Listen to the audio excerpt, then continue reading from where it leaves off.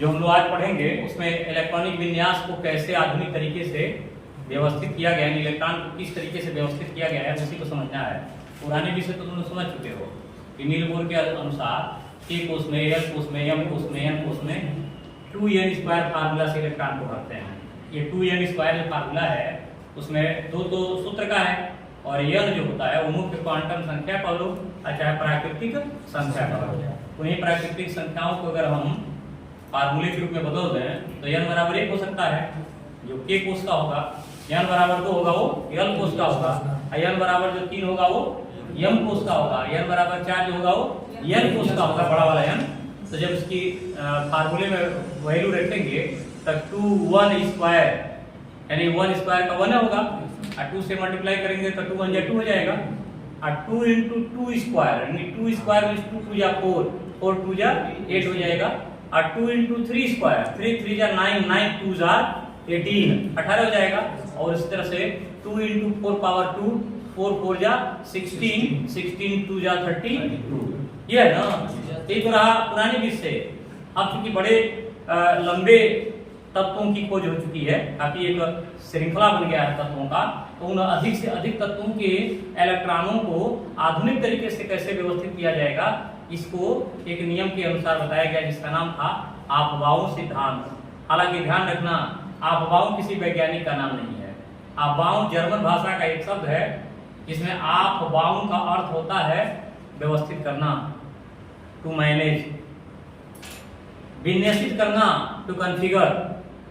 यानी यह शब्द है, किसी वैज्ञानिक का नाम नहीं है, ठीक है।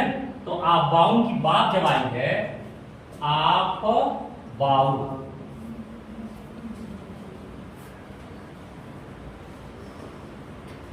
एपोस्ट्रोफियस प्रिंसिपल हो गया। इस सिद्धांत के अनुसार ये बताया गया कि इलेक्ट्रॉन सबसे पहले कम ऊर्जा के ऑर्बिटलों में प्रवेश पाते हैं। इलेक्ट्रॉन बहुत आसानी से कहा गया है, इलेक्ट्रॉन सबसे पहले कम ऊर्जा के ऑर्बिटलों में प्रवेश पाते हैं, ठीक है। ये तो बात समझ आ रहा है। इसको कैसे मैनेज किया गया उसके लिए बनाया गया 1s, ध्यान देना, 2s 2p, 3s 3p 3d, 4s 4p 4d 4f, फिर 5s 5p 5d 5f, 6s 6p 6d, 7s 7p और 8s। इस तरीके का मैंने किया गया, इसे बनाया गया। तो इसमें एक बार इलेक्ट्रॉन देखो पहले इसमें भरा, भरने के बाद यहाँ से ऐसे फिर मुड़ गया, पता है ना कि एक बार ऐसे ऐसे भरता रहेगा, मुड़ के आया तो फिर इसमें आ गया, ऐसे देखो देखना, फिर मुड़ के ऐसे जाए, बार बार वहीं से भरेगा। मूल का रूल भी याद करो, मूल के रूल में क्या बताया थे, कहते ना कि ऑर्बिटल में पहले इलेक्ट्रॉन एक एक करके भरता चला जाएगा, फिर वहीं से भरते तो नहीं आएगा, फिर आएगा वो और पहला वाले में जो भर के गया था उस वाले में आके भरेगा। तो करो देखो, यहाँ भर गया, फिर पीछे गया, पीछे से फिर इसमें भरा, फिर वापस चला गया और वापस जाने के बाद कहाँ भर के आ रहा है, यहाँ से। ऐसे देखना, देख रहे हो ना मेरी बात, कुछ क्लियर हो रहा है। फिर यहीं से मुड़ा दिए, अब मुड़ा के यहाँ ले आए, इसमें भर दिए, फिर इसमें भर दिए, फिर इधर चला गया, मुड़ा ऐसे मुड़ करके यहाँ से ऐसे मुड़ा और इसमें भरा, इसमें भी भर गया। अब इस बार देखो तीनों बार में, तीनों में भर गया, फिर मुड़ गया, अब मुड़ के इसमें आया, यहाँ भरा, यहाँ भर गया, फिर यहाँ पूरे 6s में भर गया, फिर ऐसे मुड़ के गया और मुड़ने के बाद यहाँ आया, देख रहे हो, यहाँ भर गया, यहाँ भर गया ऐसे, फिर इसमें भर गया, फिर यहाँ भर गया, देख लो कुछ छूट नहीं रहा है इसमें, ऐसे गया, फिर वापस फिर यहाँ से भर गया, सारे नियम जो चाहिए वो सारे नियम इसमें दिख रहे हैं कि कैसे इलेक्ट्रॉन उनके उपकोषों से भरते हुए आगे बढ़ रहा है।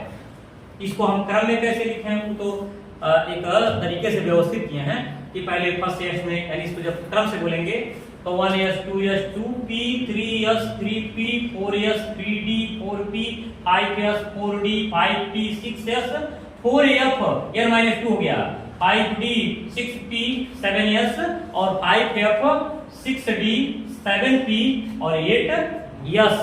यहाँ तक अभी पहुंचा नहीं है, यही समाप्त हो गया। इलेक्ट्रॉन अभी आगे नहीं पहुंचे, इधर से आ रहा है ना, अभी यहाँ तक आया, इसके बाद यहाँ मुड़ किया नहीं गया, यानी ये भर गया, इसके बाद आगे नहीं बढ़ेगा। 4f 5f भी करते हैं, याद कर लो 5f श्रेणी को एक्टिनाइड श्रेणी कहते हैं और 4f श्रेणी को लेंथेनाइड श्रेणी कहते हैं। और ये जो इधर वाला ब्लॉक है, लास्ट वाले ब्लॉक में, अभी इसको नीचे ब्लॉक में भी मैं लिख दे रहा हूँ, इस वाले तत्वों को किस ब्लॉक में लिखेंगे, एफ ब्लॉक में, यानी यह वाला जो ब्लॉक है इसे एफ ब्लॉक, ये वाला ब्लॉक जो है डी ब्लॉक, ये वाला ब्लॉक जो है बी ब्लॉक और यहां से यहां तक जो ब्लॉक वो है एस ब्लॉक। जब आवर्त सारणी में प्रवेश करोगे तो यही 4 ब्लॉक मिलेगा। इन्हीं 4 ब्लॉकों में सारे तत्वों को बने में अरेंज किया गया है। तो S block, P block, D block और एफ ब्लॉक। क्योंकि कक्षा 10 से तुम आगे ना, तो हम लोग ब्लॉक की भी बात करें तो याद है ना, एक दिन हम 18 कॉलम बांटे थे, इसमें 2 कॉलम एस के हैं, 6 कॉलम बी के हैं, 10 कॉलम डी के हैं और 14 कॉलम और 2 लाइनें एफ की हैं।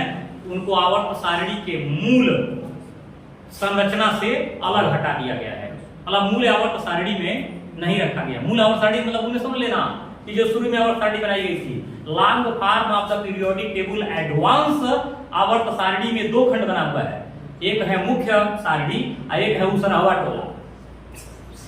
अब मतलब 2-4 जने किनारे जाकर बस जाए तो क्या कहेंगे। नहीं होता, एक बड़ा सा गांव है, उस गांव में ज्यादा भीड़ हो गया तो कुछ लोग निकाल करके वहां से डीएफ चले जाते हैं, जहाँ खलिहान है या बंजर आबादी है, उसमें हिम्मती लोग गए, अपना घर द्वार बना के रहने लगे। एक छोटा सा गांव बस गया, नाव रखा गया उसरहवा टोला, मतलब इधर से उसर के उधर बिसर गए हैं। तो अब बात समझ में आ गई कि नहीं आ गई। तो यह ब्लॉक को सच्चाई से देखा जाए तो मुख्य आवर्त सारणी से विस्थापित कर दिया गया है।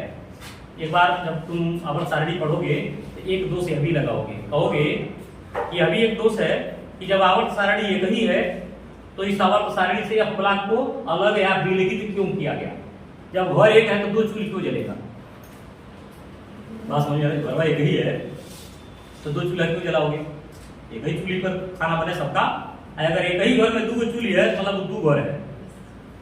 एक जमाना हुआ करता था जब पहले आग लगता था, गांव जल जाता था, तो जहाँ 2 चूल्हे होता था 2 आदमी के सर पे होकर, ये छोटका भाई बड़का भाई एक के घर में 2 चूल्हे है।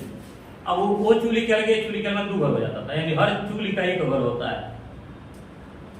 आज के दौर में गैस सिलेंडर आ गया है, लेकिन समय था कि चूल्हे पर ही घर का संख्या गिन लिया जाता था। तो आज भी वो चल रहा है, यहाँ पर भी वो व्यवस्था है। यानी इसी से हम ब्लॉक की बंटवारे को देख लिए ना कि जो 2 4f है 5 है, 2 श्रेणी है, ये है ब्लॉक का, इधर से बहुत सारा है वो डी ब्लॉक का, ये सारे तत्व जो आएंगे वो पी ब्लॉक के, इधर से जो भरते जाएंगे वो एस ब्लॉक में भरेंगे। और परिभाषा भी यही है कि आयतन कोष का इलेक्ट्रॉन जिस कोष में भरता है वो उसी ब्लॉक का सदस्य होता है। आयतन कोष का इलेक्ट्रॉन जिस उपकोष में प्रवेश पाता है उस तत्व को उसी ब्लॉक का सदस्य कहते हैं। क्लियर हो गया। अब इसको क्रम से लिखते हैं, क्रम से आगे इसका क्रम है, यानी कि इलेक्ट्रॉन कहां भरेगा मैं उसी के आधार पर इलेक्ट्रॉनिक विन्यास बताऊंगा। 1s ध्यान देखना, 2s का मान लगाते हैं, 2s के बाद क्या है 2ph, चेक करो 2p के बाद 3s है, 3s के बाद 3p है, 3p के बाद देखो 4s कितना होगा, यहाँ देखो फिर घूम के गए, उसके बाद 3d 4p 5s 4d हो गया, देख लिए 4d के बाद आ जाओ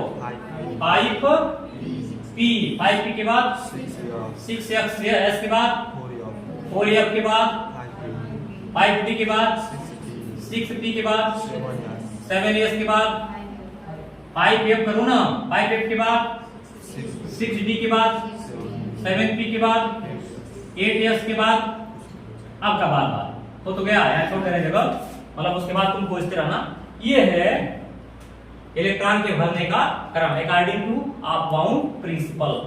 अब सोचो, अगर हम सोडियम 11 लेते हैं, कहेंगे बार बार सोडियम आप लेते हैं, अति कर दिए हैं, बड़ा सीधा है, जैसे हम इसको उठाते हैं तैसे आ जाता सोडियम 11 और बड़ा शुभ भी है। इसमें वर्तमान में अभी 1.25 रुपया तो चलता नहीं, 11 रुपये जरूर चलता है। क्या तो 11 रुपया, 21 रुपया, 51 रुपया, बड़ा मतलब इसी से उठाते हैं। तो इसका विन्यास कर रहा है 1s 2s, ध्यान समझते जाओ 2p। अब अगर बाद जो बचा है उसको भर दो जहां भरना हो। तो इसके बाद कौन भरेगा? 3s नहीं भरा, ऐसे भरते थे तुम लोग। कैल्शियम 20 का विन्यास करना है हमें 1s 2s 2p 3s 3p और 4s। भर गया? अरे भर गया कि नहीं भर गया? अब इसके बाद हम एक डी ब्लॉक का भी कोई तत्व उठा ले रहे हैं। चलो जस्ता लेते हैं, जड़ियम 30 है ना, विन्यास करना 1s 2s 2p6 3s2 3p6 4s2 3d10 भर दिए क्या? बिल्कुल भर दिए। गिन के देख लो कि क्या 30 तत्व उसके हो रहे हैं, बिल्कुल हो जाएंगे। या 10 हो गया, ये 10 हो गया, ये 10 हो गया। अरे 2 2 4 6 10 और 2 6 8 2 10 और यहाँ 10 3 बार 10 हो गया बस। सर उस पे 3D क्यों 10 लिखे? हाँ 3D क्यों 10 लिखे उस पे? कितना चाहिए? 18 गो। डी कोष में कई इलेक्ट्रॉन अधिकतम होते हैं, 10 तो 10 लिखे हैं और जितना चाहिए उतना लिख दिए हैं। उतना के बाद अब आगे जब बढ़ेंगे तो चलो बढ़ा ही देते हैं। आगे जो तत्व मिलेगा वो है जर्मेनियम। जर्मेनियम का इलेक्ट्रॉनिक विन्यास होता है, सही है, 32 होता है। अब इसका विन्यास कर इसी में बढ़ाते हैं 1s2 2s2 2p6 3s2 3p6 4s2 3d10 और 3d10 के बाद 5s क्या? अरे बनो इसमें 4p बचा हुआ है। 4p में 2 इलेक्ट्रॉन होंगे हमको लगता है। अरे 32 ही है ना, 32 इधर हो ही गया है। 4p क्योंकि 4s तो हुआ था, 4p यहाँ देखो 4s तो हुआ था, 3d में भर दिया तो 4p खाली है ना, 3d में पूरा भर दिया तो 4 यहाँ देखो। ये जिसको याद हो जाएगा ना, वो इलेक्ट्रॉनिक विन्यास का A to Z 118 परमाणु क्रमांक तक के तत्वों को इजीली भर लेंगे, कोई डाउट नहीं होगा, किसी प्रकार का कोई दिक्कत नहीं होने वाला है। क्लियर हुआ है? कुछ हद तक समझ में आया या? इसके बाद अब आगे इलेक्ट्रॉनिक विन्यास तुमको स्वयं करना है। अब इसको उतार दो तो उसके बाद हम आगे बताते हैं। हाँ कहाँ हम रट के बताए हैं? रटे हैं